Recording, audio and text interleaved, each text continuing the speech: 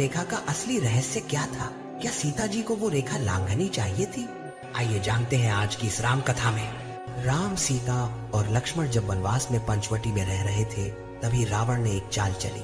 उसने मारीच को एक स्वर्ण हिरण का रूप देकर भेजा, जिसे देखकर सीता मोहित हो गई। सीता जी ने राम से कहा, इस हिरण को पकड़ लाइए। राम लक्ष्मण से सीता की रक्षा का आदेश देकर हिरण का पीछा करने चले गए। कुछ समय बाद सीता ने राम की आवाज में हाय लक्ष्मण की चीख सुनी। उन्होंने लक्ष्मण से कहा कि वे जाकर राम की मदद करें। लक्ष्मण ने सीता से कहा कि ये सिर्फ माया हो सकती है, लेकिन सीता ने उन्हें कठोर शब्द कहे। लक्ष्मण ने जाने से पहले जमीन पर एक रेखा खींची, जिसे हम आज लक्ष्मण रेखा कहते हैं। उन्होंने चेतावनी दी, इस रेखा को कभी पार मत करना, ये आपको राक्षसों से बचाएगी। सीता ने वचन दिया, लेकिन रावण ब्राह्मण का वेश धर कर आया और भीख मांगने लगा।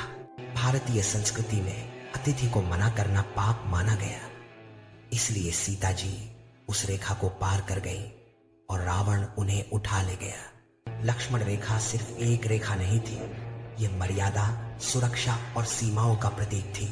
कई बार जीवन में भी हम ऐसी लक्ष्मण रेखाएं खींचते हैं, और अगर हम उन्हें लांघते हैं तो हमें परिणाम भुगतने पड़ते हैं। आप सबको पता होगा। तो दोस्तों, आपको ये कथा कैसी लगी? अगर आप और ऐसी रामायण की अनसुनी कहानियां सुनना चाहते हैं तो चैनल को लाइक, सब्सक्राइब और शेयर जरूर करें। जय श्री राम। अच्छा लगा हो तो सपोर्ट करें। आपका प्यार ऐसे ही बना रहे मुझ पे। सीता हरण के बाद रावण अपने पुष्पक विमान से उड़ चला, लेकिन क्या आप जानते हैं कि उसी समय एक महान पक्षी ने अपनी जान की बाजी लगा दी थी? वह थे वीर जटायु। जटायु एक दिव्य गिद्ध थे जो दशरथ महाराज के मित्र थे। उन्होंने रावण को देखा और तुरंत सीता माता को बचाने के लिए आगे बढ़े। जटायु ने रावण के रथ को रोका और कहा, हे दुष्ट, मैं तुम्हें सीता माता को ले जाने नहीं दूंगा।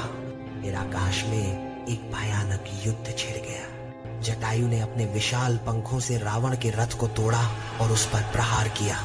कुछ देर तक रावण और जटायु में भीषण संग्राम चला। रावण क्रोधित हुआ और अपनी तलवार निकाली। उसने जटायु के पंख काट दिए। जटायु घायल होकर धरती पर गिर पड़े, लेकिन अंतिम सांसों में भी उन्होंने सीता माता को बचाने का प्रयास किया। सीता जी ने रोते हुए कहा, पक्षीराज, आपका यह बलिदान कभी भुलाया नहीं जाएगा। इसके बाद रावण सीता को लेकर